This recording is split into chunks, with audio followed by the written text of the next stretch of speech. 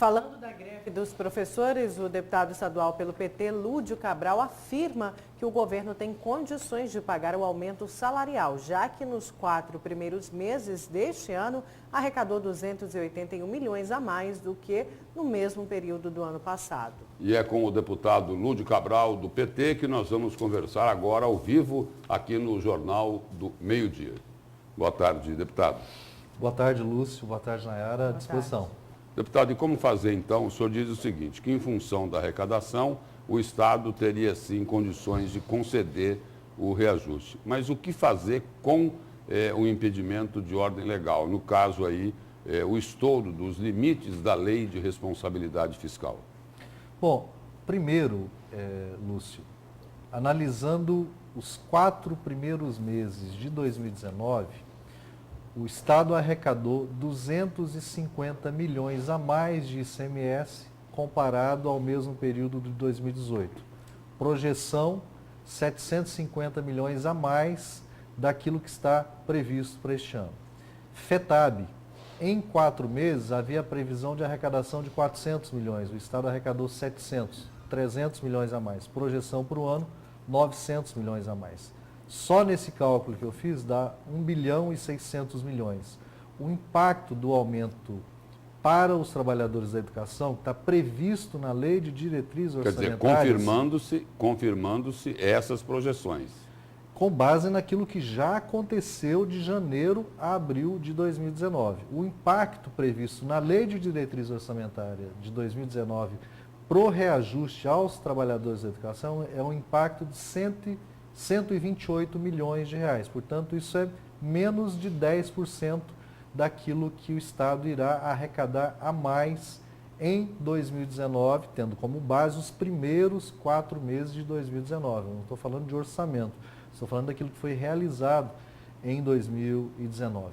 Infelizmente, assim, esse documento de resposta do governador aos trabalhadores da educação não diz nada, não avança em proposta nenhuma, mantém o mesmo discurso do terrorismo, ameaçando com demissão. Eles já estão cortando o ponto, isso é muito ruim, porque greve na educação tem que ter reposição, são 200 dias letivos por ano que tem que acontecer. Mas esse corte de ponto, deputado, seria em cima do que já foi decidido, né, pelo STF. Seria embasado nisso, porque foi aprovado no ano passado, então ele é o primeiro governador quando a lei já está em vigor.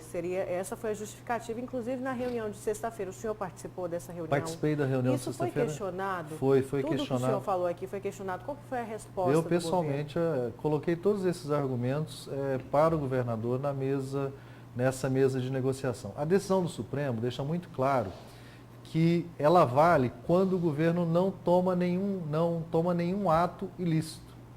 E o reajuste aos trabalhadores da educação é uma lei complementar estadual aprovada em 2013, depois de 67 dias de greve, envolveu o Ministério Público, o Judiciário, a Assembleia, o governo, os trabalhadores na mesa.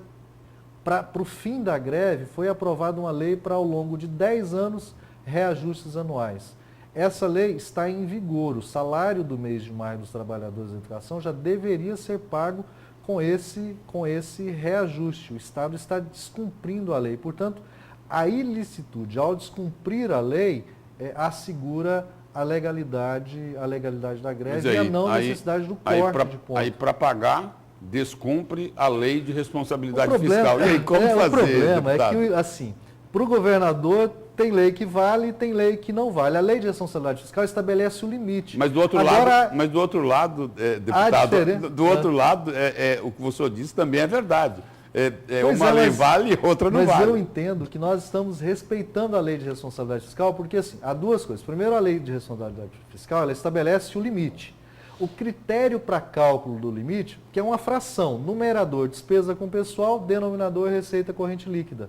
Até 2018, o Estado adotava um critério para cálculo respaldado pelo Tribunal de Contas do Estado, que dava um limite de 47% de despesa com pessoal no Executivo.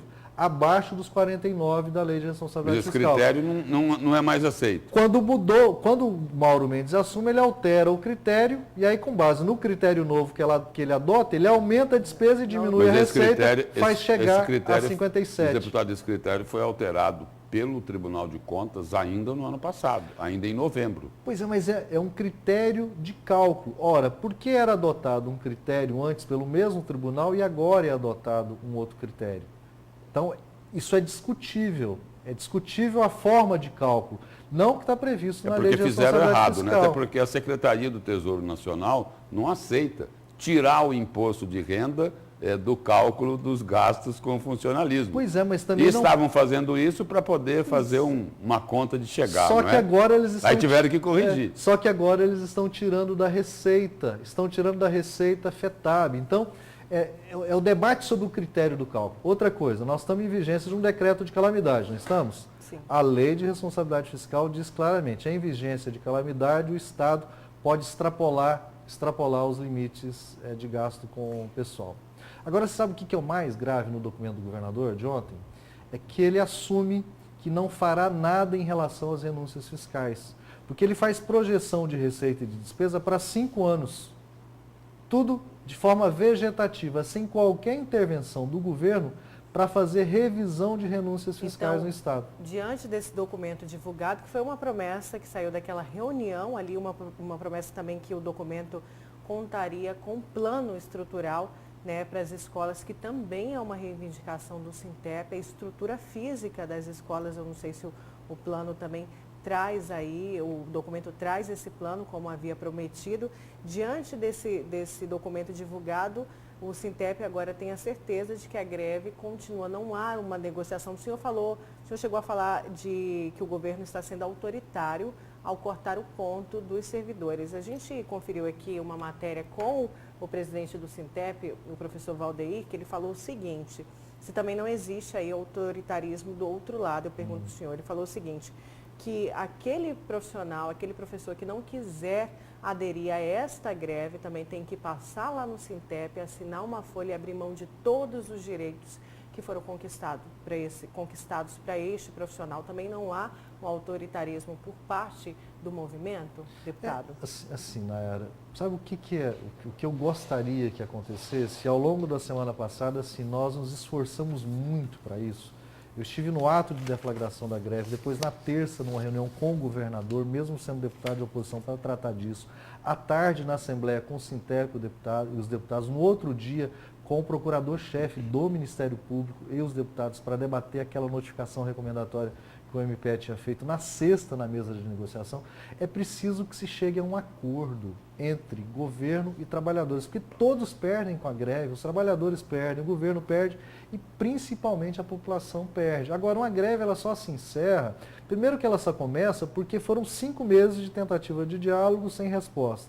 Ela só se encerra com proposta, o governo precisa apresentar uma proposta de atender ao que está na lei, mesmo que parcialmente. Porque assim, o Mauro Mendes é empresário fala muito em segurança jurídica e respeito aos contratos. A Lei 510/2013 é um contrato de longo prazo que o Estado fez com os trabalhadores da educação. Quando eu questiono ele sobre os incentivos fiscais, ele diz, não, Lúdio, é um contrato de 10 anos que precisa ser respeitado por uma questão de segurança jurídica. Olha, vale para incentivo fiscal, mas não vale para uma lei estadual que foi resultado de uma mediação que envolveu todos os poderes. Então, o governo precisa apresentar alguma proposta aos trabalhadores concreta para poder haver um ambiente para o fim da greve. Porque todos concreto é assim, olha, nós vamos pagar a partir de tal mês, é isso? Ou de tal ano? Nós vamos pagar 2% este ano e vamos encaminhar para a Assembleia um projeto de lei para estender o prazo de 2023 até 2025. Estou colocando aqui uma sugestão de uma proposta que o governo poderia encaminhar. Não sei se os trabalhadores iriam aceitar essa proposta, mas é uma proposta objetiva que o governo encaminha. Agora, apenas manter o mesmo discurso, que não tem dinheiro, não tem dinheiro, não tem dinheiro, e traçar um cenário sombrio para o futuro, não traz solução para o problema. E no caso do governo Mauro Mendes, revela que ele não vai tocar nas renúncias fiscais. Só em 2018 foram 5 bilhões. Só para encerrar bem milhões. Rapidinho aí, que o nosso tempo já chegou ao final aí. Agora, se atende alguma coisa da categoria, no caso aí dos professores, não vai abrir lá uma fila indiana no Palácio Paiaguás das outras categorias? As outras categorias é o debate da RGA, da Revisão Geral Anual dos Salários, que também precisa de resposta do Executivo. O Ministério Público já concedeu, o Tribunal de Justiça já concedeu, a Assembleia diz que não vai conceder, tem que ter mobilização para isso não acontecer. E o Executivo também precisa responder essa demanda. É outra, hein? É outra. Deputado, obrigado pela presença e pelas informações Eu aqui que no Jornal do agradeço, Meio-Dia. Lúcio, Nayara, é um prazer. Obrigada, deputado.